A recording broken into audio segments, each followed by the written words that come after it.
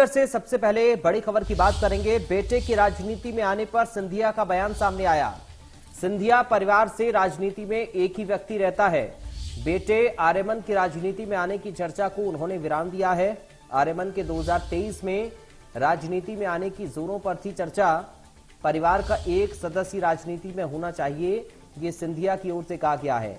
बड़ी जानकारी इस वक्त आपको बता रहे हैं। बेटे की राजनीति में आने की चर्चाओं को विराम दिया है ज्योतिरादित्य सिंधिया ने।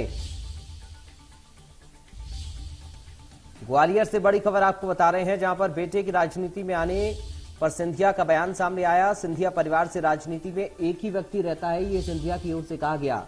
बेटे आर्यमन की राजनीति में आने की चर्चा को उन्होंने विराम दिया है। सुनिए क्या कुछ कहा।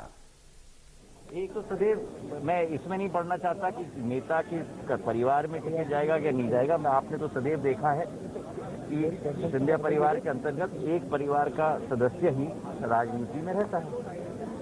तो ये तो पिछले 30-40 साल से हम लोग ने अपने जीवन काल में ही परिवार में अपनाया है, और ये एक महत्वपूर्ण कदम भी है, क्योंकि सभी को मौका मिलना चाहिए। परिवार का एक सदस्य हो वो काफी होना चाहिए। तो सदैव मैं इसमें नहीं। तो आपने सुना कि ये तो हमेशा से रहा है। दरअसल एक ही सदस्य परिवार का राजनीति में रहता है। सिंधिया परिवार से ये उनकी ओर से कहा गया है। तो सिंधिया परिवार से राजनीति में एक ही व्यक्ति रहता है। अपने बेटे की राजनीति में आने की चर्चाओं पर सिंधिया बोले हैं। उन्होंने बयान दिया है और कहा कि सिंधिया परिवार से राजनीति में एक ही व्यक्ति रहता है और ये तो हम सालों से देखते आ रहे हैं।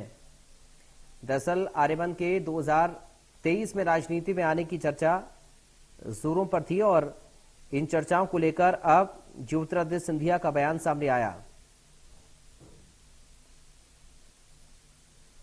ज्योतिरादित्य सिंधिया की ओर से कहा गया है कि सिंधिया परिवार की ओर से राजनीति में एक ही व्यक्ति रहता है। नगरीय निकाय चुनावों में हार देखते हुए भारतीय जनता पार्टी ने अपनी बी टीम को सक्रिय कर दिया है। पूरा देश जानता है असदुद्दीन ओवैसी और उनकी पार्टी भारतीय जनता पार्टी की बी टीम है, ताकि भारतीय जनता पार्टी के विरोधी वोटों में बंटवारा।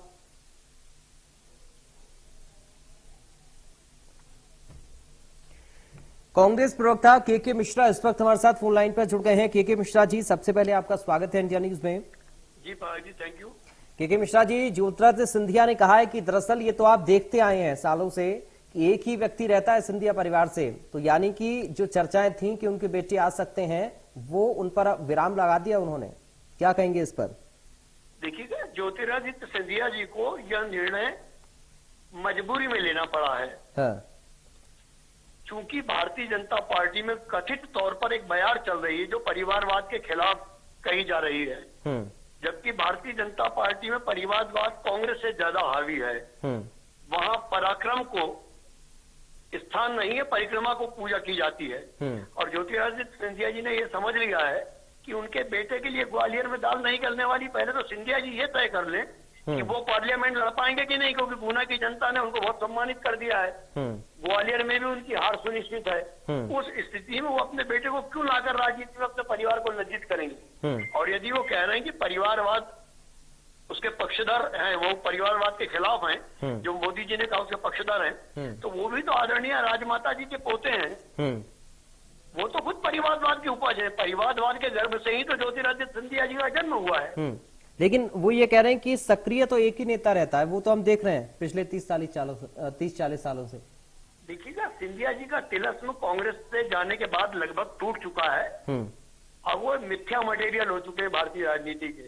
तो वो कुछ भी कहें, जनता उन पर विश्वास नहीं करती। जो कांग्रेस पार्टी उनकी मात्र संस्था थी, उनके नहीं हुए हैं तो उनके वचन पे कायम कैसे होंगे? क्योंकि मजबूरी में उन्हें यह निर्णय लेना पड़ा है। बाकी का लॉन्च तो उन्होंने उनके बेटे को कर ही दिया था। यानी आप ये कहना, एमपीसीए की राजनीति नहीं क्या? एमपीसीए में क्यों अपने बेटे को उन्होंने करवाया?